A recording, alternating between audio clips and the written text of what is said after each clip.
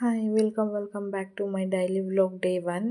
ಇವತ್ತು ಬೆಳಗ್ಗೆ 7:30 ವೇಕಪ್ ಆದೆ. ವೇಕಪ್ ಆದ ತಕ್ಷಣ ಹೊರಗಡೆ ನೇಚರ್ ನೋಡೋಣ ಅಂತ ವಿಂಡೋಸ್ ಎಲ್ಲ ಓಪನ್ ಮಾಡಿದೆ. ಆನಂತರ ನನ್ನ ತಂಗಿ ಕಾಲೇಜ್ಗೆ ಹೋಗಿ ಹೇರ್ ಸ್ಟೈಲ್ ನೀನೇ ಇವತ್ತು ಮಾಡ್ಕೊಡೋದು. ಸೊ ಅವಳಿಗೆ ಕೂಡ ಹೇರ್ ಸ್ಟೈಲ್ ಮಾಡಿಕೊಟ್ಟು ನಮ್ಮ ಮಮ್ಮಿಗೆ ಹೇರ್ ಮಸಾಜ್ ಮಾಡಿಕೊಟ್ಟೆ. ಸ್ವಲ್ಪ ಆಯಿಲ್ ಅಪ್ಲೈ ಮಾಡಿ. ತುಂಬ ದಿನ ಆಗಿತ್ತು, ನಾನು ಹೋದಾಗಿಂದ ಆಲ್ಮೋಸ್ಟ್ ಮಾಡಿಕೊಟ್ಟೇ ಇರಲಿಲ್ಲ. 3 ಮಂತ್ಸ್ ಆಗಿತ್ತು. ಸೊ ಅಪ್ಲೈ ಮಾಡಿ ಆನಂತರ ಟಿಫನ್ಗೆ ಅಂತ ಇವತ್ತು ರೊಟ್ಟಿ ಮಾಡೋಣ ಅಂತಿದ್ದೆ.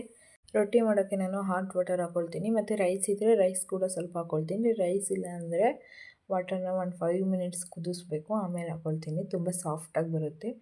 ರೊಟ್ಟಿಗೆ ನಾನು ಹೀರೆಕಾಯಿ ಪಲ್ಯ ಮಾಡಿದ್ದೆ, ಮತ್ತು ಮಿಲ್ಕೆಲ್ಲ ಬಿಸಿ ಮಾಡಿ ಆನಂತರ ನಮ್ಮಪ್ಪ ಡಾರ್ಕ್ ಫ್ಯಾಂಟಸಿ ಚಾಕ್ಲೇಟ್ ತಂದಿದ್ದರು. ಸೊ ಅದನ್ನು ಕೂಡ ತಿಂದ್ಕೊಂಡು ಎಲ್ಲರೂ ಮಾತಾಡ್ಕೊಂಡು ಕೂತಿದ್ವಿ.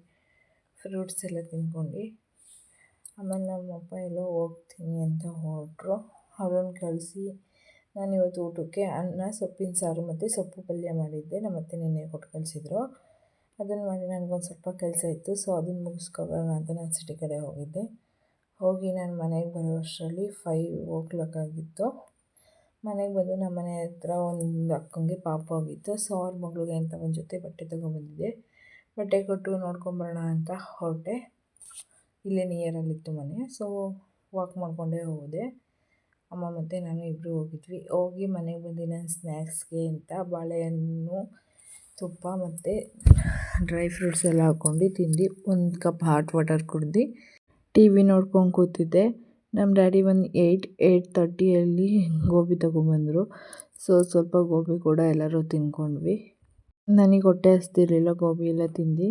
ಸೊ ನಾಳೆ ತಿಂಡಿಗೆ ಚಪಾತಿ ಮಾಡೋಣ ಅಂತ ಚಪಾತಿಗೆ ಹಿಟ್ಟು ಕಲಸಿಡ್ತಿದ್ದೆ ಇವಾಗಲೇ.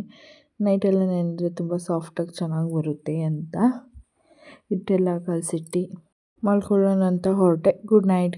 Keep supporting. Thanks for watching and please subscribe my channel.